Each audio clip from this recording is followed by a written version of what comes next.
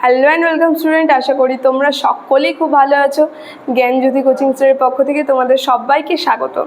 তো আমি আবার আজকে তোমাদের সেমিস্টার থেকে একটি নতুন টপিক নিয়ে চলে এসেছি তোমাদের বাংলার থেকে, যে অপিনিহিতি কাকে বলে। এটাতে তোমাদের পরীক্ষায় কিন্তু প্রশ্নমান 3 থাকবে। তো এই টপিকটি নিয়ে আমি আলোচনা করব। টপিকটি শুরু করার আগে তোমাদের ছোট্ট করে একটা ইনফরমেশান দিয়ে দিই। বোর্ডের কর্নারে তোমরা দুটো নাম্বার দেখতে পাচ্ছ, এটা হচ্ছে আমাদের জ্ঞানজ্যোতি কোচিং সেন্টারের হেল্পলাইন নাম্বার।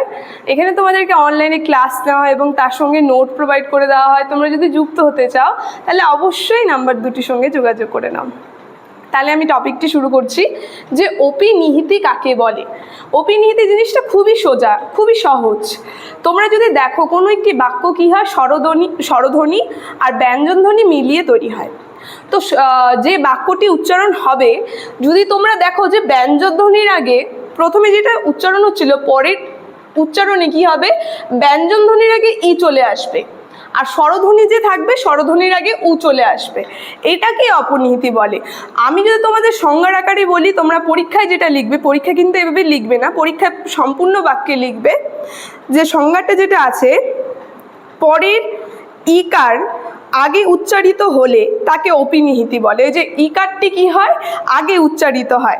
আবার হচ্ছে অর্থাৎ মানে পরে ই বা উ স্বরধ্বনি যদি আগে উচ্চারিত হয়, অথবা যুক্তি ব্যঞ্জনধ্বনি আগে ই বা উ স্বরধ্বনি উচ্চারিত হলে তাকে অপনিহিতি বলে।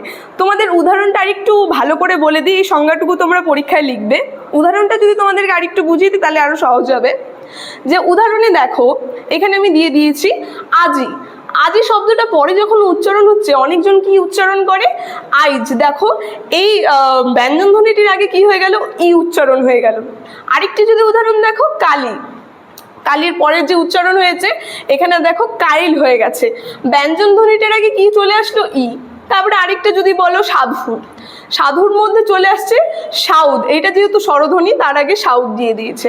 তারপরে আরেকটা হচ্ছে রাখিয়া, সেম একই দেখো হয়েছে, রাখিয়ার আগে কি হয়ে গেল, ইটা ব্যঞ্জনধ্বনির আগে চলে আসলো। এটা হচ্ছে, এটাকেই অপিনিহিতি বলা হয়। আরও কয়েকটি যদি আমি উদাহরণ দিই, যেমন হচ্ছে হলো সত্য, সত্যটাই হয়ে যায় কি, সৈত্য। অনেকজন আবার চারিটাকেও যেমন বলে চাই, মারিটাকে বলে মাইর, লক্ষ্যকে বলে লক্ষ্য, কন্যাকে বলে ইকয়ন্যা, এরকম বলে। তো এই ছিল উদাহরণ। তো অপিনিহিতি এটাকেই বলে, যে হচ্ছে একটি স্বরধ্বনি বা ব্যঞ্জনধ্বনির আগে শব্দটি উচ্চারণের সময় কি হয়, ইটা আগে চলে আসে। এখান থেকে ইটা কি হলো, এইখানে যখন উচ্চারণ হলো ইটা আগে চলে আসলো। এটাই হচ্ছে অপনিহিতির উদাহরণ। তো আজকে আলোচনাটি আমার এতটুকুনি থাকলো। তোমরা যদি তোমাদের যদি ভিডিওটি ভালো লেগে থাকে, অবশ্যই like, comment, share and subscribe করে দিও। Thank you.